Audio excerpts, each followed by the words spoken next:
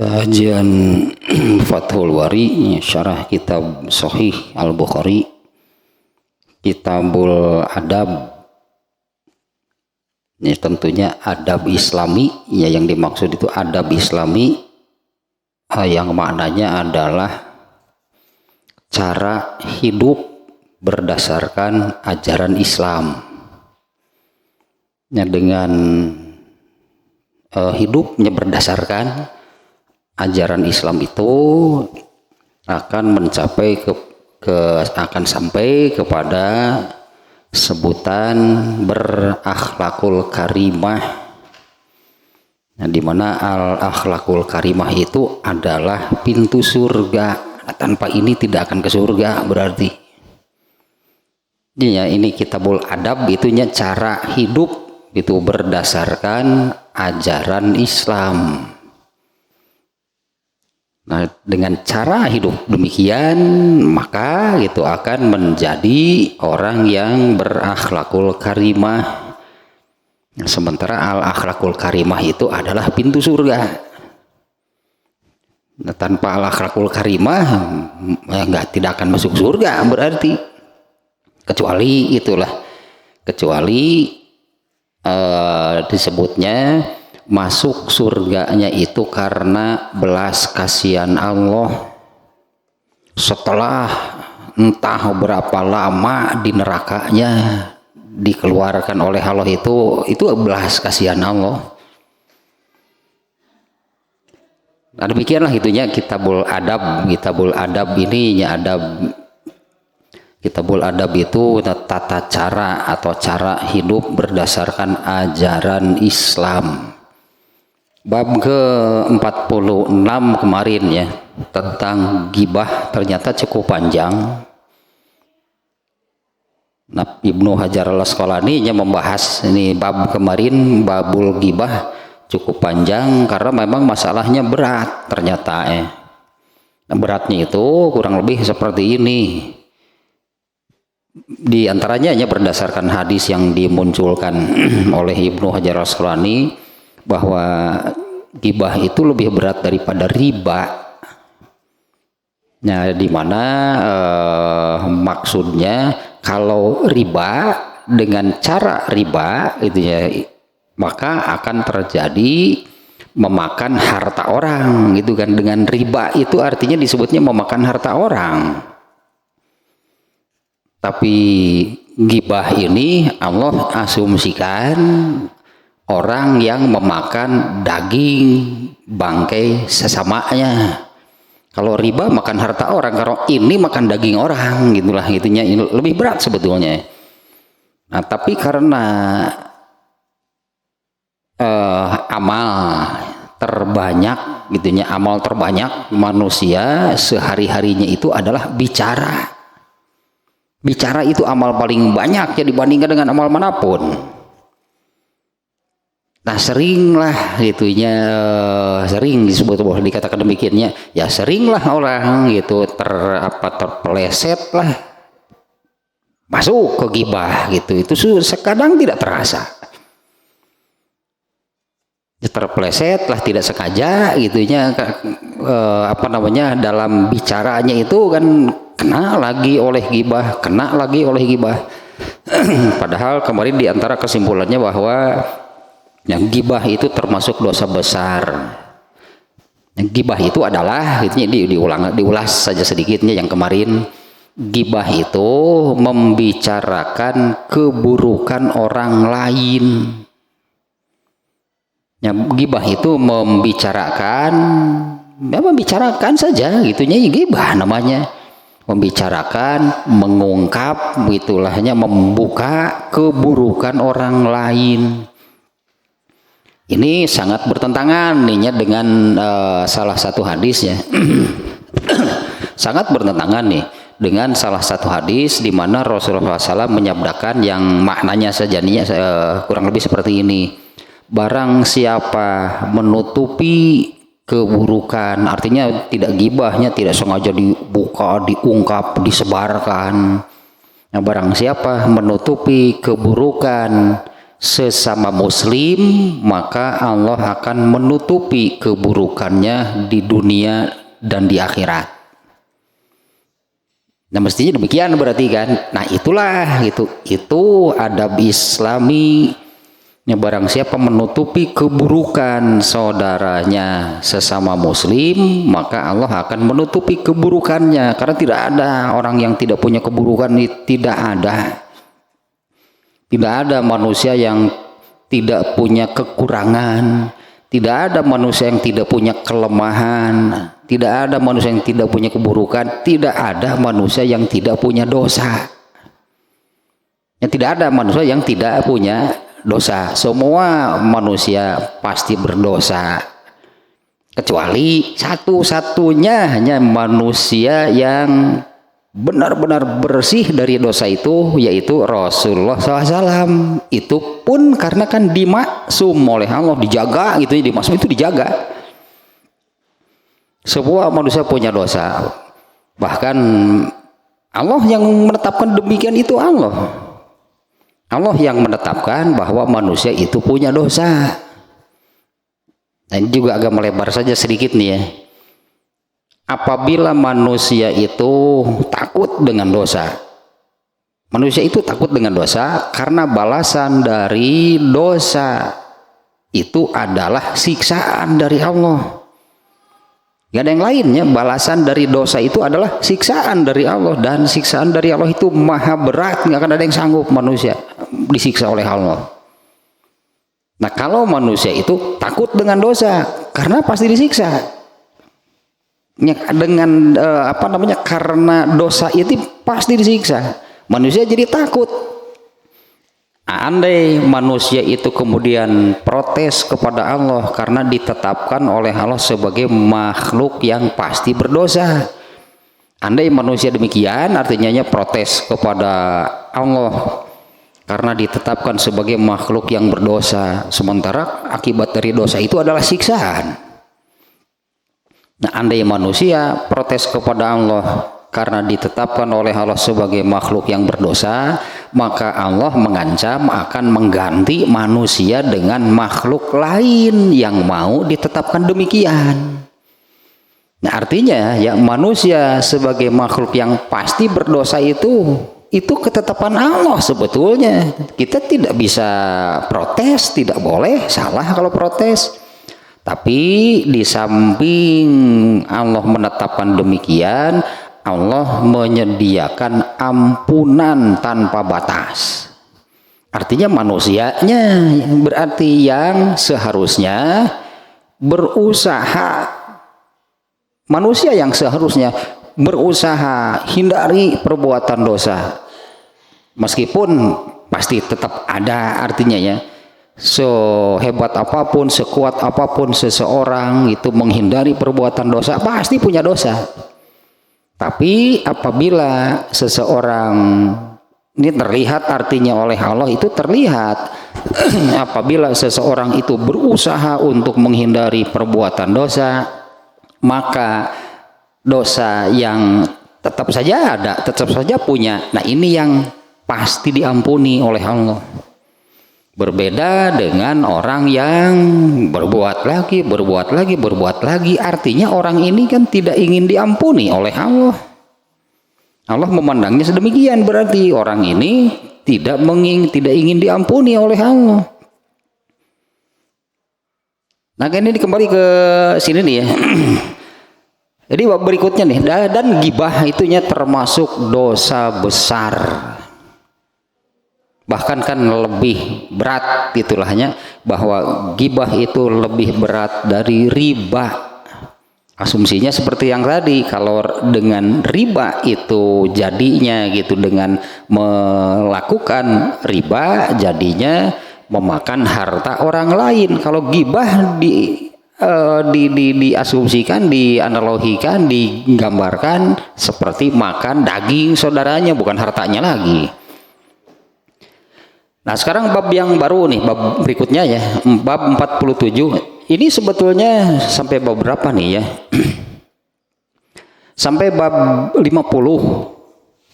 Kemarin itu judulnya kan babul gibah, bab gibah bab 46 kemarin. Nah, sampai bab ke-50 itu masih sekitar gibah sebetulnya. Jadi berapa babnya? 5 bab nih Imam Bukhari ininya, bab 46, 47, 48, 49, 50. Ini sekitar gibah. Nah, bab sekarang ini babu qaulin Nabi sallallahu alaihi wasallam khairu duril ansor. Bab sabda Nabi sallallahu alaihi wasallam, rumah terbaik itu adalah rumah kaum Ansor. Bab gibahna belah mana? Ya Imam Bukhari di belah mana gibahna judul siga kieu. Ya babu qaulin Nabi, bab sabda Nabi SAW, khairu duril ansori, rumah terbaik kaum Ansor adalah tak dipotong oleh Imam Bukhari. Ini kutipan hadis tapi sepotong, rumah terbaik kaum Ansor adalah tak judulnya gitulah hanya sekeliur itu Imam Bukhari itu.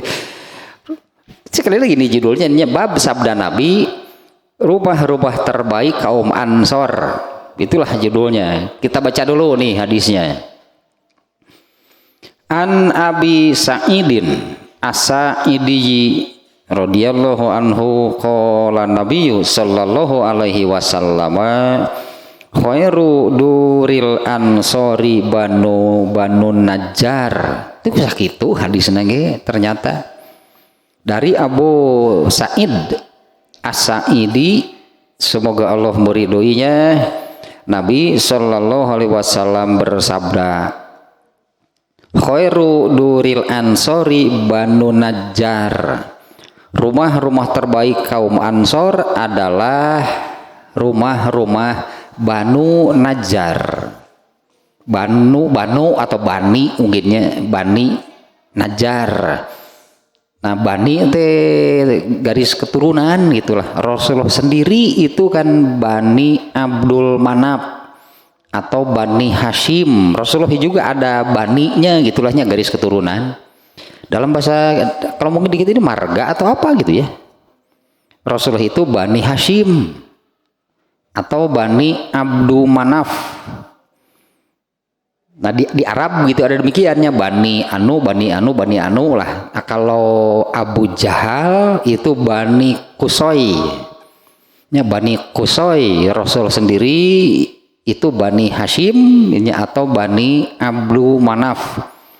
Nah ini di Ansor juga kaum Ansor itu adalah orang-orang Madinah yang membantu Rasulullah SAW dan para sahabat hijrah dari Mekah menuju Madinah. Nah begitu sampai di Madinah itu Rasulullah dan para sahabat itu ditolonglah oleh orang Madinah. Ini juga karena ibunya Rasulullah SAW, Aminah ya namanya, ibu kandung Rasulullah SAW itu kan orang Madinah. Jadi banyak saudara Rasulullah di Madinah.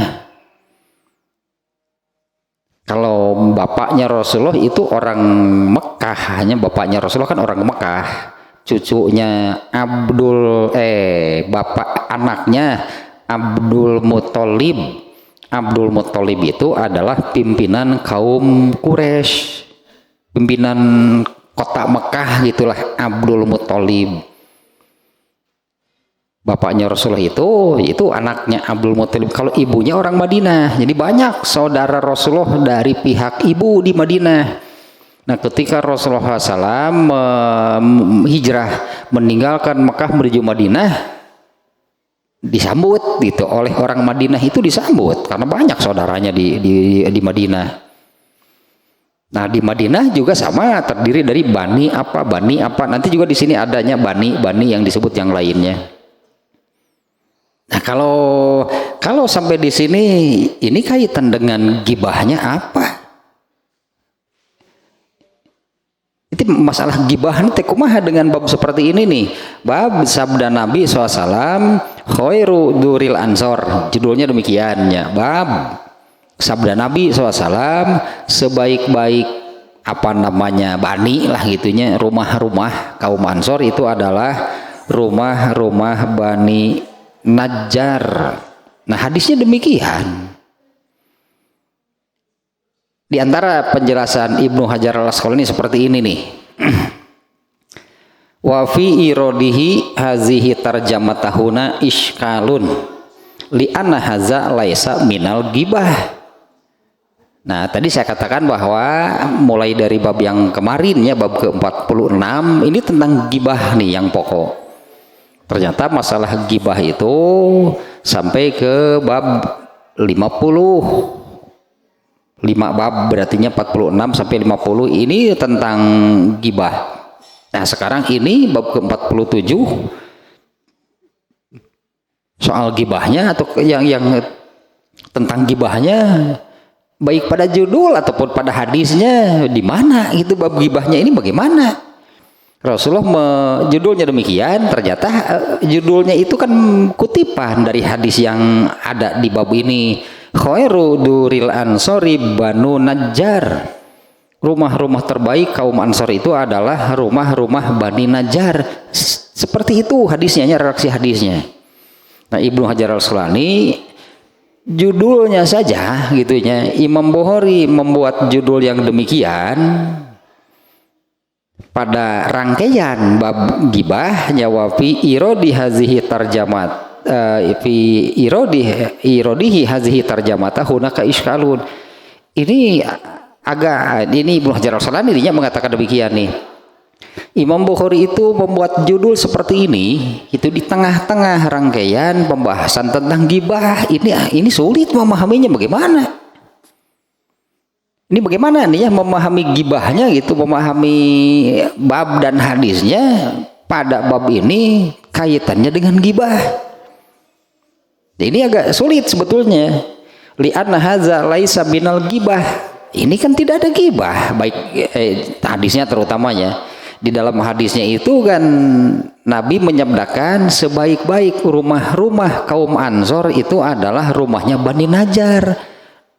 Sementara gibah itu kan artinya membicarakan, mengungkap, membuka, membicarakan lah minimal gitu ya, membicarakan keburukan orang lain. Gibah itu demikian. Nah ini nggak ada.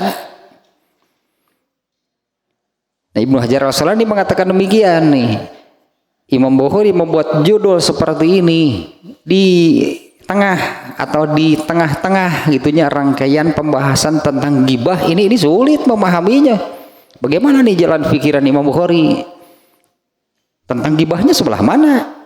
Li'anna haza laisa minal ghibati, karena isi hadisnya itu nggak ada, tidak ada sama sekali terkait dengan gibah, kecuali ini hadis sangat pendek kan redaksinya demikian ya, khairud duril ansori Banu Najjar, sebaik-baik rumah itu adalah rumah Bani Najjar. Nah hadis ini ternyata di sini sangat pendek sinya yang dimuat oleh Imam Al-Bukhari. Ternyata hadis ini oleh Imam Al-Bukhari di kitab Sahih Bukhari sendiri ini dimuat nih di beberapa bab. Ada berapa nih? 1, 2, 3, 4, 5, 6, 7 bab. Hadis ini ada di 7 bab. Nah ada yang lebih lengkap itunya dengan redaksi yang lebih lengkap nih seperti ini nih. Nah, sebentar nih ya. Nah yang ini nih. Ini hadisnya lebih lengkap nih redaksinya nih ya dibandingkan dengan yang ada di sini. Hadisnya kurang lebih seperti ini nih.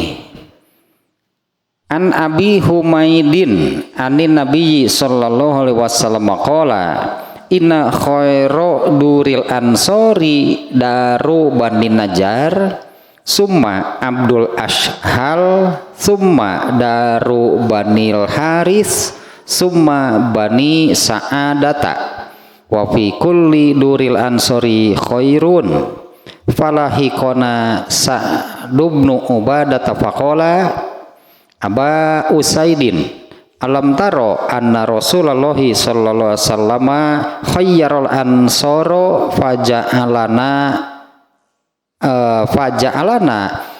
khairon fa adraka Sa'dun annabiyya sallallahu alaihi wasallam faqala ya Rasulullah khuyira durul ansori faju'ilna akhiron faqala awalaisa bihasbikum antakunu minal khiyar. Ini hadisnya jadi cukup panjang nih ya, di bab yang lain nih hadis yang ini. Dari Abu Humaid, semoga Allah meridhoinya, Nabi Shallallahu Alaihi Wasallam bersabda, tempat tinggal kaum Ansor yang paling baik adalah Bani Najjar, ya kampung atau rumah-rumah Banu Najjar. Kemudian urutan, berarti Nabi menyebut urutannya, yang terbaik itu adalah rumah-rumah Banu Najjar. Kemudian Bani Abdul Ashhal, kemudian Bani Haris bin Khajraj, kemudian Bani Sa'adah. Nah di sini bukan hanya Banu Najjarnya, Rasulullah menyebut ada 4. Tempat tinggal kaum Ansor yang paling baik adalah kampung atau daerah atau rumah-rumahnya Bani Najjar, kemudian Bani Abdul Ashhal, kemudian Bani Haris, kemudian Bani Sa'adah. Dan setiap tempat tinggal seluruh kaum Ansor adalah baik. Seperti ini diantaranya nih ya, sampai sini dulu nih terjemahnya, belum kita lanjutkan. Kaum Ansor disebutnya, Ansor itu jamak yang artinya penolong. Mereka lah gitunya, kaum Ansor ini disebut Ansor karena mereka yang menolong, mereka yang membantu Rasulullah SAW dan para sahabat hijrah dari Mekah ke Madinah. Karena Rasulullah SAW dan para sahabat ketika hijrah ke Madinah itu tidak bekal apa-apa, ya tidak bekal apa-apa, tidak berbekal harta, semuanya ditinggalkan. Ini yang hijrah dari Mekah ke Madinah itu semua kekayaannya itu ditinggalkan di Mekah. Nah, ketika sampai ke Madinah, terus mereka mau tidur di mana? Gitulah katakan. Ini kaum muhajirin dari yang meninggalkan Mekah ke Madinah. Kalau sampai di Madinah itu terus mau tidur di mana? Nah sementara hijrah ini perintah Allah. Hijrah ini perintah Allah. Allah yang memerintah Rasulullah SAW dan para sahabat hijrah meninggalkan Mekah, karena di Mekah anggaplah untuk perkembangan Islam itu berat. Jadi Mekahnya untuk perkembangan agama Islam itu berat. Untuk melawan kaum kafir Quraisy di Mekah, gangguan, intimidasi, kekerasan itu dari kaum Quraisy itu sudah semakin keterlaluan. Nah kemudian Allah memerintahkan Rasulullah SAW dan para sahabat untuk hijrah ke Madinah, dan sembunyi-sembunyi karena mereka itu kalau ketahuan dikejar. Dan ternyata benar, Rasulullah SAW pun dikejar. Ini ada kisah yang terkenal nih terkait peristiwa hijrahnya Rasulullah SAW. Rasulullah SAW itu bersama Abu Bakar. Ini Abu Bakar nih yang menemani Rasulullah SAW dalam perjalanan hijrah. Mereka itu masih di Mekah, ini masih di Mekah nih. Jadi belum lama, berarti belum jauh gitu, belum jauh. Masih di Mekah, Rasulullah SAW dan Abu Bakar itu bersembunyi di Jabal Thur. Namanya Jabal Thur. Sekarang, kalau sekarang sih, sekarang jamaah haji itu atau yang umroh, pastilah ada tur wisata melihat Jabal Thur. Nah, di mana di gunung tersebut ada satu apalah cekungan gitu, bukan gua yang besar gitu panjang masuk ke dalamnya, bukan, hanya cekungan kecil. Itu di puncak gitunya, itu di puncak Jabal Sur. Jadi kalau sekarang misalnya kita ke sana paling pakai kendaraan, nah lalu parkir di ada area untuk parkirnya. Nah, dari pinggiran jalan aspal itu ke Jabal Sur jauh. Jabal Sur itu kelihatannya kecil, jadi jauh di puncak gunungnya. Nah, di sana ada cekungan kecil, Rasulullah itu bersembunyi bersama Abu Bakar di dalam gua, anggaplah di dalam gua tersebut. Nah, di mana itu memang jalan, itu memang jalur, itu memang jalan jalur itu orang dari Mekah ke Madinah. Nah, sehingga kaum musyrikin Quraisy yang mengejar Rasulullah SAW, ya mereka ke sana. Dan terasa atau tahunya Rasulullah dan Abu Bakar itu tahu nih orang musyrik mengejar mereka itu. Abu Bakar sangat mengkhawatirkan Rasulullah SAW. Abu Bakar sangat mengkhawatirkan Rasulullah SAW. Rasulullah SAW yang kemudian menenangkan Abu Bakar. La takhaf wa la tahzan innallaha ma'ana. Itu ayat Quran itu biasa nama. La takhaf wa la tahzan gitu, innallaha ma'ana, ya surat naon tentunya kita cari ini. Kalau nggak salah ya itu ayat Quran.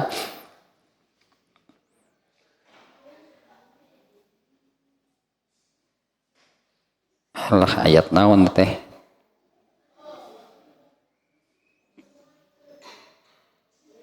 Surat At-Taubah ayat 40. Jikalau kamu tidak menolongnya, kurung Muhammad, maka sesungguhnya Allah telah menolongnya. Yaitu ketika orang-orang kafir orang-orang kafir kaum musyrikin Mekah mengeluarkan Rasulullah SAW dari Mekah, sedang dia melihat seorang dari dua orang ketika keduanya berada di dalam gua. Nah, ini Rasulullah di Jabal Sur ini bersembunyi ini. Di waktu dia berkata kepada temannya, itu Rasulullahnya berkata kepada Abu Bakar nih yang dimaksud, la takhaf wa la tahzan, janganlah kamu berduka cita, sesungguhnya Allah beserta kita. Maka Allah menurunkan keterangannya kepada Muhammad dan membantunya dengan bala tentara yang kamu tidak melihatnya. Dan Al-Quran menjadikan orang-orang kafir itulah yang rendah, dan kalimat Allah itulah yang tinggi. Allah Maha Perkasa lagi Maha Bijaksana. Nah, ini nih kisah ininya ketika Rasulullah SAW dikejar itu ada dimuat nih di dalam Al-Quran. Ketika beliau hijrah bersembunyi ini di Jabal Sur, lalu hampir ditemukan ada kaum musyrikin yang mengejar Rasulullah SAW itu. Mereka berpikir ini mungkin mereka berteduh gitu atau bersembunyi di cekungan tersebut, dan benar kemudian ada di antara mereka itu yang memeriksa ke sana. Kemudian oleh Allah pintu masuknya ditutupi dengan sarang laba-laba. Ini kisah terkenal nih ya. Allah menutupinya dengan sarang laba-laba, sehingga orang yang memeriksa gua tersebut menyimpulkan pasti tidak ada siapa-siapa di dalam. Karena kalau ada orang yang masuk pasti sarang laba-labanya ini sudah hancur. Ini kan juga pelajarannya bagaimana Allah memberi pertolongan hanya dengan menutupi mulut gua itu dengan sarang laba-laba, aman. Dengan cara sederhana kan kalau kita pikir, Allah memberi pertolongan itu kepada Rasulullah SAW dan Abu Bakar saat itunya yang bersembunyi di sana dengan menutupi mulut guanya dengan sarang laba-laba. Orang yang memeriksa ke sana menyimpulkan nggak mungkin ada orang masuk. Karena kalau ada orang yang masuk, pasti sarang laba-labanya ini sudah hancur. Nah, kembali lagi ke ini nih ya. Nah, Rasulullah SAW itu hijrah bersama para sahabat itu tidak bawa apa-apa. Seolah-olah beginilah.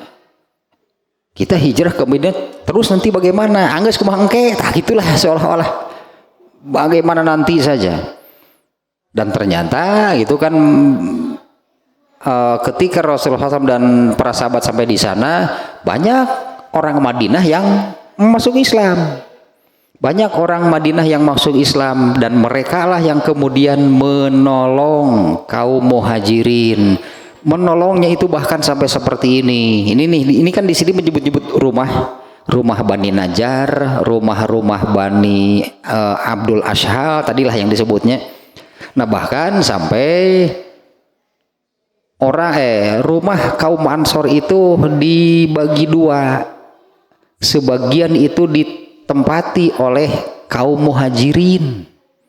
Ini bagaimana kaum Ansor menolong kaum muhajirin yang hijrah, karena mereka kan tidak punya harta, tidak punya uang untuk beli rumah di Madinah. Nah, kaum Ansor menolong kaum muhajirin itu. Nah, rumah mereka itu sampai dipenggal. Itunya dipenggal, anggaplah rumah mereka dipenggal, itu dibagi dua. Nah, sebagian itu ditinggali oleh kaum Ansor. Nah, kembali lagi nih ke hadis yang tadi nih ya. Demikian gitu ya, sekilas gitulah. Bagaimana Rasulullah SAW hijrah, yang intinya hijrah kaum muhajirin, orang Mekah yang hijrah ke Madinah itu tidak bawa apa-apa. Jangankan untuk punya rumah di Madinah, bagaimana? Nggak tahu. Pokoknya berangkat hijrah karena diperintahkan oleh Allah. Nah, ini maka apa yang disebut di sini nih ya. Rumah terbaik dari kaum Ansor itu adalah rumah-rumah Bani Najjar, Bani Ashhal, tadilah seterusnya. Nah, kemudian dan setiap tempat tinggal, semua tempat tinggal kaum Ansor adalah baik. Itulah rumahnya, semua nih rumah kaum Ansor adalah baik. Nah, itu Rasulullah menyabdakan demikian. Rumah-rumah terbaik kaum Ansor itu adalah rumah-rumah Bani Najjar, Bani Abdul Ashhal, Bani Haris, dan Bani Sa'adah. Dan semua tempat tinggal atau semua rumah kaum Ansor itu adalah baik. Titik. Nah, seluruh Rasulullah bersabda sampai di sana. Kemudian nih ada salah seorang sahabat muhajirin nih. Kemudian Sa'ad bin Ubadah menjumpai kami. Berkatalah Abu Usaid kepadanya, tidakkah kamu lihat bahwa Rasulullah SAW telah memilih kaum Ansor dan menjadikan kita urutan yang terakhir? Tidakkah kamu melihat bahwa Rasulullah itu telah memilih kaum Ansor dan menjadikan kita ini ya bukan orang pilihan lah gitulah. Nah, di sini apa namanya ya, nanti tersirat Rasulullah gibah nggak? Bukan nih. Ini nih nanti di sini nih ya, ini wajhul istidlalnya. Ini sangat halus sekali ini ya, Imam Bukhari nyata kakoreh wae ku Imam Bukhari mah. Rasulullah itu tidak menjelekkan siapapun, Rasulullah mau memuji. Kan Rasulullah memuji di sini. Rumah-rumah terbaik kaum Ansor adalah rumah-rumahnya Bani Anu, itulah disebutkan. Nah, ini lanjutannya nih kalau di sini nih. Kemudian Sa'ad bin Ubadah menjumpai kami. Berkatalah Abu Usaid kepada Sa'ad bin Ubadah. Nah, ini perkataannya seperti ini. Tidakkah kamu melihat, tidakkah kamu perhatikan bahwa Rasulullah SAW telah memilih kaum Ansor dan menjadikan kita ini urutan yang paling terakhir? Maka Sa'ad nih setelah mendengar perkataan Abu Usaid, Sa'ad menemui Nabi Sallallahu Alaihi Wasallam dan dia berkata, wahai Rasulullah, tempat tinggal kaum Ansor telah dipilih, gitunya nih, telah dipilih dan menempatkan kami sebagai yang terakhir. Kemudian Rasulullah bersabda, apakah tidak cukup buat kalian menjadi bagian dari kalangan orang-orang yang terbaik? Angger hesenya gibahna belah mana? Tetap belum ketahuan. Hiji deui nya, kita lihat nih lah pada hadis yang lain nih ya. Ini awalnya kurang lebih sama. Kita baca terjemahnya saja nih ya. Ini masih riwayat Bukhari-nya, karena Imam Bukhari menempatkan hadis ini di dalam 7 bab nih. Satu hadis oleh Imam Al-Bukhari ditempatkan di 7 bab. Satu lagi nih hadis ini nih ya. Sebaik-baik kampung tempat tinggal kaum Ansor adalah Bani Najjar, Bani Abdul Ashhal, Bani Haris bin Khazraj, dan Bani Sa'adah. Dan setiap tempat tinggal semua kaum Ansor adalah baik. Kemudian Sa'ad berkata, anggapanku Nabi SAW tidak lain, beliau telah mengutamakan orang lain dibanding kami. Ini Sa'ad nih mengatakan demikiannya, menganggap. Ini sekali lagi nih Sa'ad mengatakan begini. Maka Sa'ad berkata, anggapanku Nabi SAW itu tidak lain, beliau telah mengutamakan orang lain dibanding kami. Padahal ini kan muhajirin. Muhajirin itu kan perjuangannya kan luar biasa. Muhajirin itu kan meninggalkan Mekah menuju Madinah emang gampang?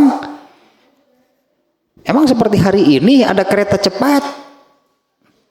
Dulu perjalanan seperti apa gitu kan, dari Mekah ke Madinah tidak bawa apa-apa gitu, anggaplah jarak Mekah Madinah itu 450-an kilometer perjalanan. Dulu naik kuda, naik unta berapa hari, ya kebayang lah gitunya, berapa hari dari Mekah ke Madinah. Sekarang saja kalau ya sekarang kalau ya dari Madinah atau ke Mekah atau sebaliknya, sekarang kan sudah pakai jalan aspal, ada bisnya,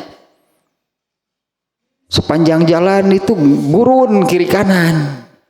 Ya dulu Rasul juga sama, kebayang lah gitu kan bagaimana Rasulullah dan para sahabat mereka melakukan perjalanan hijrah dari Mekah ke Madinah. Setelah sampai di Madinah, nu dipuji orang Madinah ku Nabi teh hebat kaum Ansor mah, ari urang nu ripuh tah, seolah-olah gitulah itanya ya benang merahnya nih. Kita ini padahal coba perjuangan dianggapnya demikian, perjuangannya lebih berat mana? Kaum Ansor mah enggak ada berat-beratnya perjuangan mereka. Mereka itu hanya menolong, katakanlahnya menyambut, menolong, sampai memang menolongnya total gitu kan. Mereka menolongnya juga total gitu ya, tidak setengah-setengah. Bahkan sampai rumah mereka itu mereka penggal bagi dua gitu, dijadikan tempat tinggal muhajirin. Tapi coba bandingkan, kita hijrah, rumah ditinggalkan, harta ditinggalkan, begitu sampai ke Madinah ya anggaplah cuma dapat itu sebetulnya ya, cuma dapat iyalah diberi tempat tinggal gitu oleh kaum Ansor. Nah Rasul, kenapa Rasul itu memuji mereka, hebat kaum Ansor. Nah kita nih kata apa, kata saya demikian nih ya. Ini lanjutkan lagi nih yang barusan nih. Sa'ad berkata, Sa'ad ini kan salah seorang muhajirin ya, anggapanku gitu ya, Nabi SAW itu tidak lain, beliau ya, telah mengutamakan orang lain dibanding kami muhajirin ya, dibanding kami yang hijrah dari Makkah ke Madinah, yang apa kan malah hijrah teh melebar lagi lah sedikitnya. Hijrah itu kan hijrah pindah, itu pindah, hijrah itu pindah rumah gitu dari Makkah ke Madinah. Ternyata hijrah ini kan peristiwa besar gitulah, peristiwa besar nih dalam sejarah perjalanan agama Islam, hijrah ini salah satu peristiwa besar. Nah, sampai seperti ini nih. Ini agak melebarnya keluar dari konteks ini. Di zaman Umar bin Khattab itu tahun itu belum ada penyebutan itu, atau tahun keberapa sih belum ada. Nah, ketika ada orang menulis surat misalnya bulan Sya'ban, itu bulan Sya'ban nu iraha, bulan Sya'ban tahun kemarin kah, bulan Sya'ban tahun ini kah, atau bulan Sya'ban tahun depan? Karena saat itu ini zaman Umar bin Khattab sebagai khalifahnya, Rasulullah sudah nggak ada berarti. Nah, kemudian Umar bin Khattab nih yang berpikir, bagaimana kalau kita membuat penanggalan? Tapi tahun pertamanya dimulai dari mana? Tahun pertamanya gitu ya. Ini dimulai dari mana nih tahun pertamanya? Karena kalau 1 tahun itu 12 bulan. Etamat di zaman Nabi Adam kene. 1 tahun itu 12 bulan.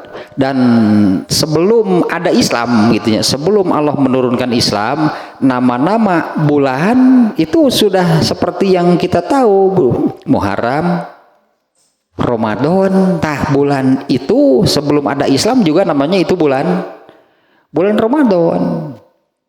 Dan nama-nama bulan itu sudah ada, hanya tahunnya yang belum ada.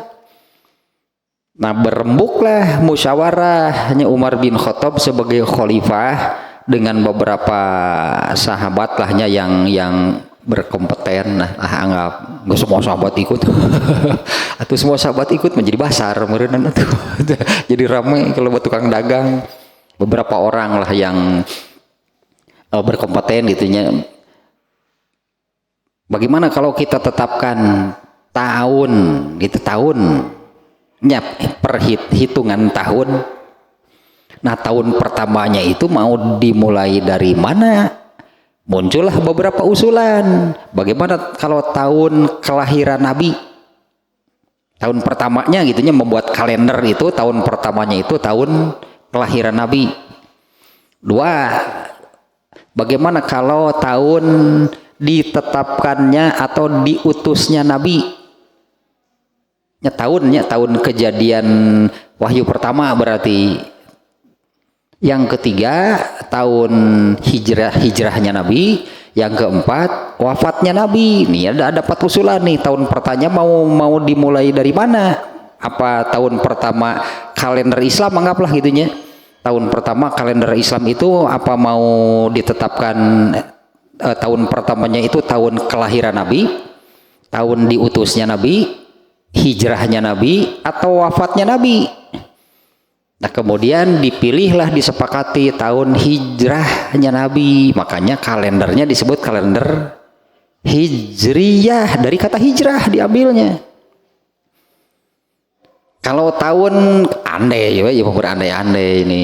Kalau tahun pertamanya ditetapkan tahun kelahiran Nabi, jadi kalendernya bukan kalender Hijriyah tapi kalender Maulidiyah berarti kalendernya namanya. Atau kalau tahun pertamanya tahun diutusnya Nabi, itu nama tahunnya bukan Hijriyah tapi Ba'tsiyah atau Wafatiyah. Tahun wafatnya Nabi nya Wafatiyah beneran, bukan Hijriyah namanya, tahun Wafatiyah. Asa geuleuhnya cek Umar bin Khattab teh hijrah keren. Oh, peristiwa besar. Tah, hijrah teh peristiwa besar. Salah satunya peristiwa besar perjalanan agama Islam adanya hijrah. Nah, para sahabat pelakunya melakukan hijrah dari Mekah ke Madinah. Orang Madinah nggak melakukan apa-apa. Bukan nggak melakukan apa-apa, tidak hijrah. Bukan nggak melakukan apa, mereka menolong nih ya. Orang Madinah ya mereka lah yang menyambut dan menolong kaum muhajirin yang hijrah dari Mekah ke Madinah. Lebih utama mana sih? Coba, lebih utama mana sih dari apa yang dilakukan oleh mereka? Hijrah atau menolong? Yang hijrah. Ini nih hadisnya. Ini nih Rasulullah malah menyebut bahwa rumah-rumah kaum Ansor itu adalah rumah-rumah terbaik. Rumah terbaik kaum Ansor adalah banu apa gitu ya. Tapi semuanya juga baik, gitulah Rasulullah tadinya. Semua rumah kaum Ansor itu adalah baik. Muhajirin tersinggung mereka. Nah ini Muhajirin tersinggung. Saya menganggap bahwa Nabi itu sudah mengutamakan yang lain kan, yaitu kaum Ansor.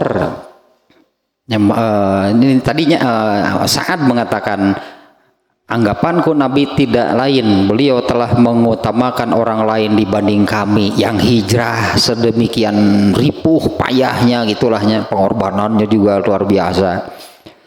Kemudian dijawab nih, maka dijawab Sa'ad tadi mengatakan demikian, kemudian dijawab, justru beliau telah mengutamakan, menyanjung kalian dibandingkan dengan orang lain. Ini yang disampaikan kepada Sa'ad, justru Rasulullah itu sudah menyanjung kalian dibandingkan dengan yang lainnya. Kalau tadi di hadis ya, di riwayat yang tadinya, Rasulullah SAW itu di ujung, di akhir hadisnya mengatakan demikian tadi. Ketika mendengar tuh Sa'ad mengatakan demikian, merasa disisihkan, merasa dianggap, itu katakanlah, merasa dianggap kurang berarti pengorbanan mereka ikut hijrah, malah mengatakan kaum Ansor yang lebih baik. Kemudian Rasulullah mengatakan, ya apakah tidak cukup buat kalian menjadi bagian dari orang-orang yang terbaik? Apakah tidak cukup bagi kalian menjadi bagian dari kalangan orang-orang yang terbaik? Nah, kalau di redaksi yang lain yang barusan gitunya, jawabannya adalah justru beliau itu mengutamakan atau menyanjung kalian dibandingkan dengan orang lain. Maknanya adalah kalian itu sudah tidak perlu disebutkan lagi. Kalau kaum Ansor yang hanya, dalam tanda kutipnya, yang hanya menolong kaum muhajirinnya sendiri seperti apa? Pasti lebih hebat. Muhajirinnya sendiri itu pasti lebih.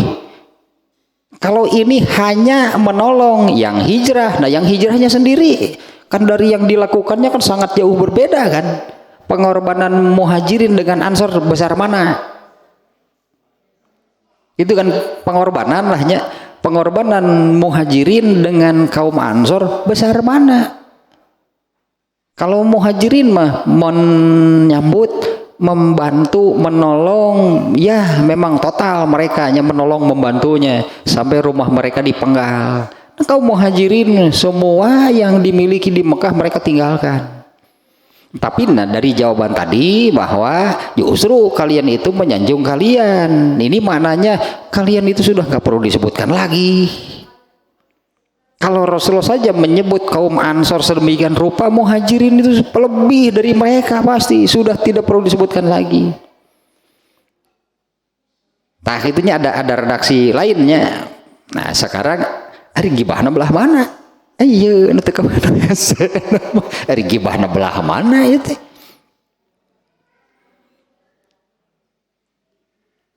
Nggak ada kan? Nggak ada hal-hal yang buruk kan di sini. Ya, ini kan kita mengikuti ini nih, Imam Bukhari ini dari bab 46 yang kemarin judulnya Babul Gibah. Wah jelas nih tentang gibah. Sampai bab 50 nanti ini tentang sekitar gibah namimah. Dapan gibah jeung namimah masih serupa tapi tak sama. Ya, antara gibah dan namimah kan serupa tapi tak sama. Nah sekarang ada bab ini di tengah-tengahnya. Ini bab gibahnya apa? Ibnu Hajar al-Asqalani tadi juga sudah mengatakan demikian. Imam Bukhari memuat judul seperti ini.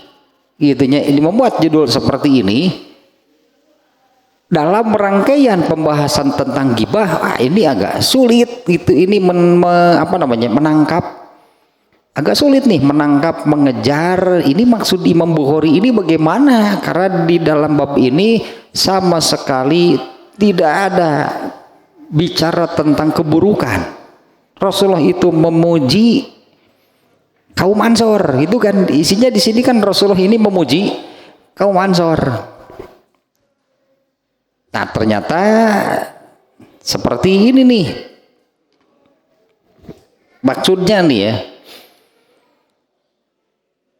Kaum Muhajirin itu mereka merasa saat kan tadi kan yang bicara gitu, yang mewakilinya dengan tadi mengatakan bahwa anggapan saya itu Rasulullah SAW itu telah memilih, telah memuji, menyanjung kaum Ansor, dan Rasulullah itu menempatkan kami di kami ini seolah-olah gak ada artinya. Anggaplah ininya kaum Muhajirin atau para sahabat yang ikut hijrah itu merasa disepelekan perasaan, tapi bukan Rasulullah benar-benar menyepelekan kan? Bukan nih, bukan Rasulullah SAW menyepelekan kaum Muhajirin, enggak.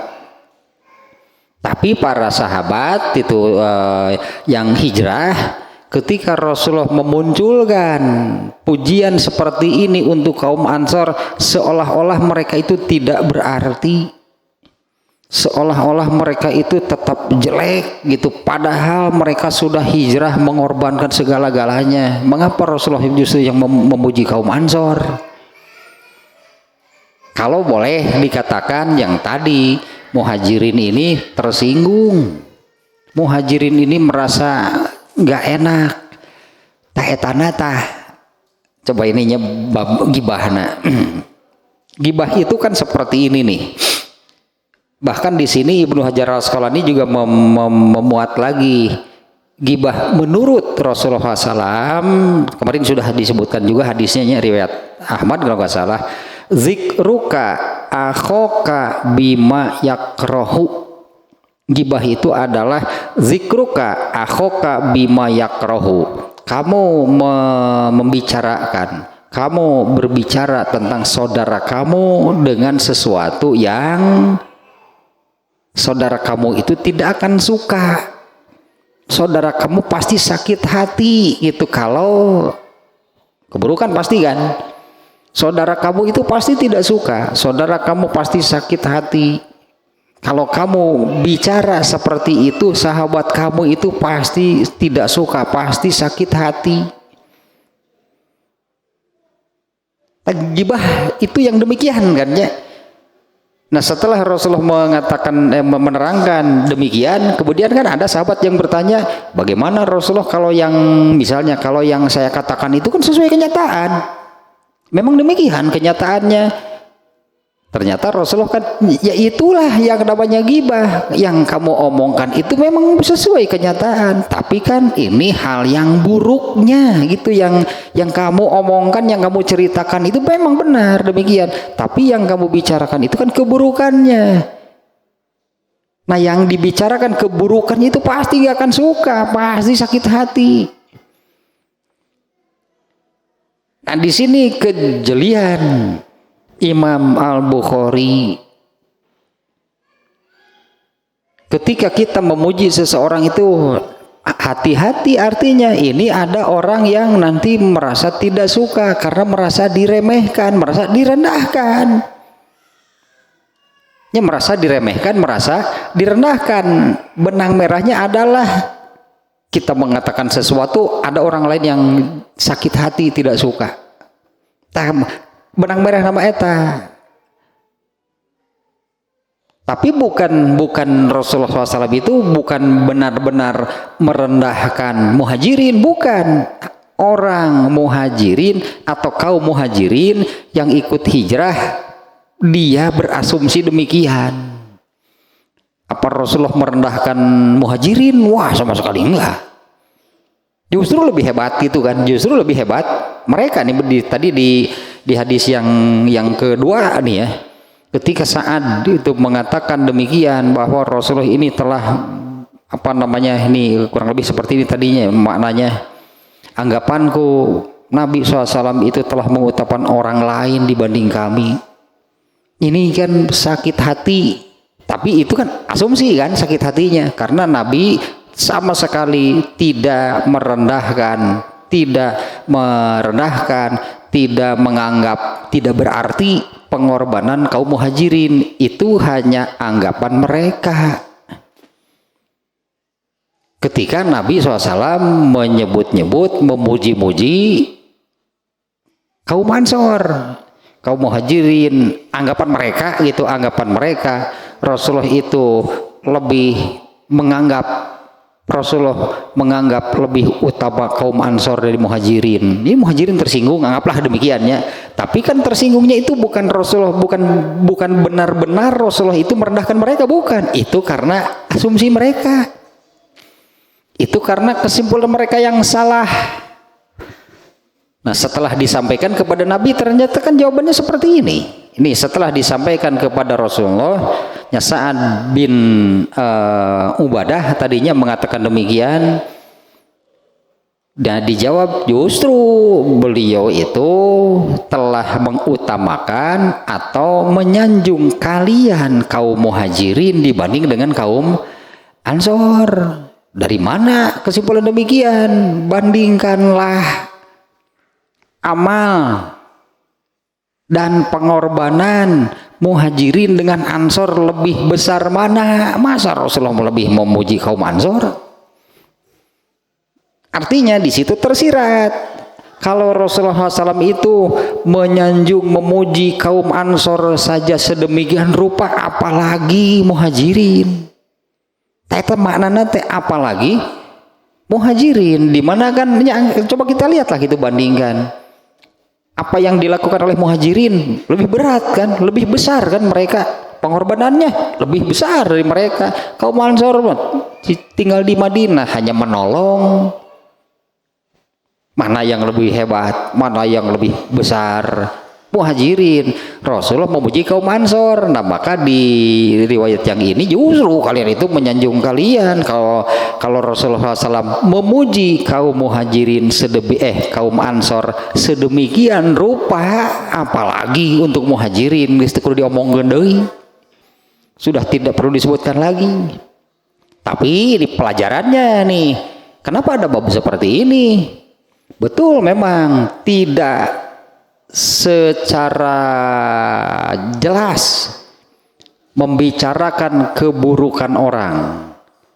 Ini contoh, kita memuji satu pihak, ternyata ada yang sakit hati, merasa disepelekan, merasa diremehkan. Itu tidak boleh, tetap pelajaran nanti. Karena apa yang kita ucapkan itu membuat sakit hati orang lain. Tetap pelajar gibah. Kalaupun bukan langsung berupa gibah, itu sama dalam hal ucapan kamu itu membuat sakit hati orang lain. Aduh, Imam Bukhari, teteh benang merah nama ucapan kamu itu membuat sakit hati orang lain. Karena kalau gibah pasti demikian.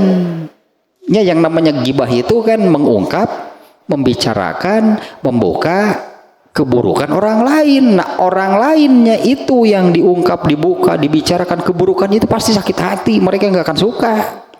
Kalau gibah pasti demikian. Berarti ini yang tersirat itu sangat dalamnya dalam hadis ini adalah yang demikian nih. Rasulullah itu memuji kaum Ansor, ternyata anggapannya bukan benar-benar Rasulullah merendahkan muhajirin. Anggapan orang muhajirin mereka itu direndahkan, dianggap tidak berarti, gitulah pengorbanan mereka. Kan Said ini merasa tersinggung, gitulah. Said merasa sakit hati. Saya menganggap bahwa Rasulullah itu lebih mengutamakan mereka, padahal kami kan yang lebih berat. Seolah-olah demikian. Padahal maksudnya, jadi mereka ini anggaplah kalau merasa tidak dihargai, merasa diremehkan, merasa sakit hati, itu kan kesimpulan mereka. Sementara nabinya benar nggak Nabi merendahkan mereka? Ya benar nggak Nabi itu merendahkan kaum muhajirin, lebih utama kaum Ansor? Enggak, sama sekali. Justru kalau dari nabinya sendiri, ketika Nabi memuji kaum Ansor, kaum muhajirin itu lebih dari mereka. Terus kalau dipuji deui lah gitu kaum Ansor mah. Enggak usah dipuji lagi kaum Ansor mah, selangit deh pokoknya mah. Gitu kaum muhajirin mah. Berdasarkan apa yang mereka lakukan, berdasarkan pengorbanan yang mereka berikan, kan lebih berat lebih besar daripada kaum Ansor. Rasulullah memuji kaum Ansor, kaum Muhajirin sirik. Malah Rasul itu malah menyanjung dan lebih mengutamakan mereka daripada kami yang hijrah. Ngerti cek Nabi itu mana? Kalau Nabi memuji kaum Ansor, kamu itu sudah nggak perlu lagi dipuji. Kalian itu lebih dari kaum Ansor. Itulah itu namanya dari hadis ini maknanya demikian. Tah pelajarannya, tapi kenapa Imam Bukhari ada bab seperti ini di sini? Kalau gibah itu jelas-jelas membicarakan keburukan orang lain, di mana orang lain itu pasti sakit hati, pasti tidak suka itu dengan apa yang kita katakan. Kalau kita gibahnya, tak iya teh bahasa Arab nama mulhaq meureunnan. Mulhaq teh sejajar, sepadan, sama saja dengan gibah. Apabila kita bicara orang lain itu merasa sakit hati. Contohnya seperti ini, kita memuji si A, akan si B tersinggung. Si B yang disebut-sebutnya, saya akan lebih taat itu di dalam hatinya kan dia mengatakan demikian.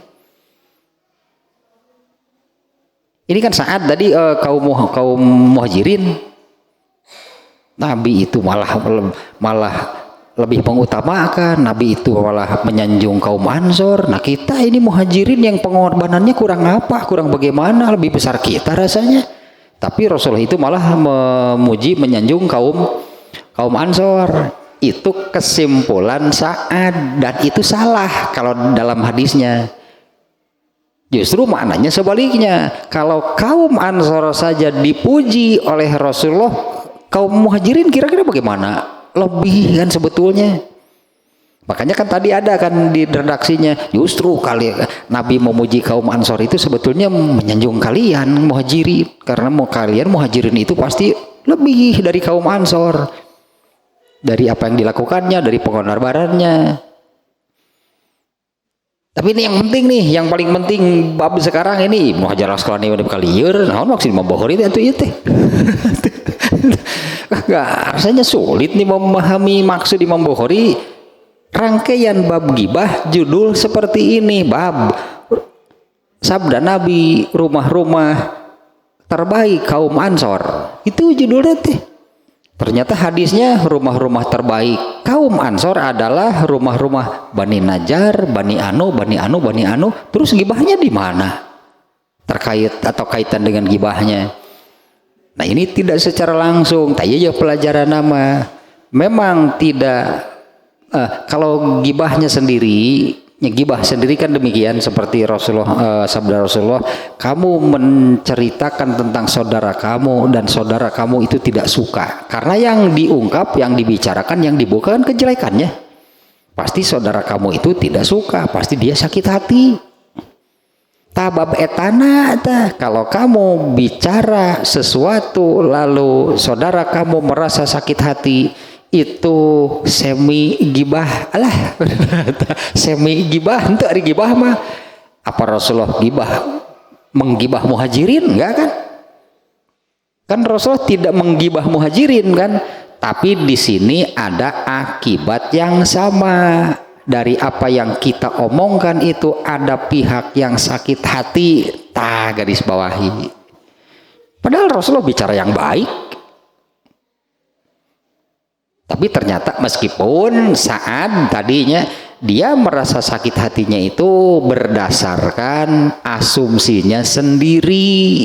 Dia berasumsi bahwa Rasulullah lebih mengutamakan dan menyanjung kaum Muhajirin, kaum Ansor. Dia merasa pengorbanan kami hijrah dari Mekah ke Madinah itu disepelekan, dianggap tidak berarti. Malah yang dipuji kaum Ansor. Itu kan asumsinya dia kan. Tapi itu jam 22 deh. Ini benang merah nama, berarti bab sekarang adalah apabila kamu berbicara lalu ada orang sakit hati, itu bukan gibah sih. Padahal bukan secara langsung, bukan secara langsung gibah, hanya membicarakan, mengungkap, membuka keburukan orang, bukan. Tapi ketika kita bicara ada orang yang sakit hati, teh sama dengan gibah. Kan gibah itu demikian, orang yang dibicarakan itu pasti dia sakit hati, pasti dia nggak suka. Nah artinya hati-hati, berarti pelajarannya hati-hatilah kalau berbicara. Terkadang kita jauh dari gibah, tidak gibah, tapi tetap saja dari apa yang kita ucapkan itu ada orang yang sakit hati, tak ita babnu ieu mah. Nah, hati-hati artinya kan kalau berbicara. Kalau gibah sudah jelas, sudah pasti, sudah ya kemarin lah sudah sangat jelasnya. Nah bab sekarang itu seperti itu nih, maksud di membohori. Artinya hati-hatilah apabila berbicara. Memang tidak langsung gibah, tidak langsung membicarakan keburukan orang.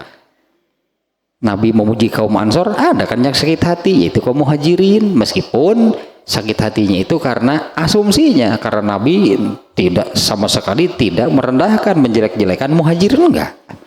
Tapi pelajarannya dia talah gitunya, berhati-hatilah apabila berbicara, jangan sampai dari apa yang kita katakan itu ada orang yang sakit hati atau merasa tidak suka.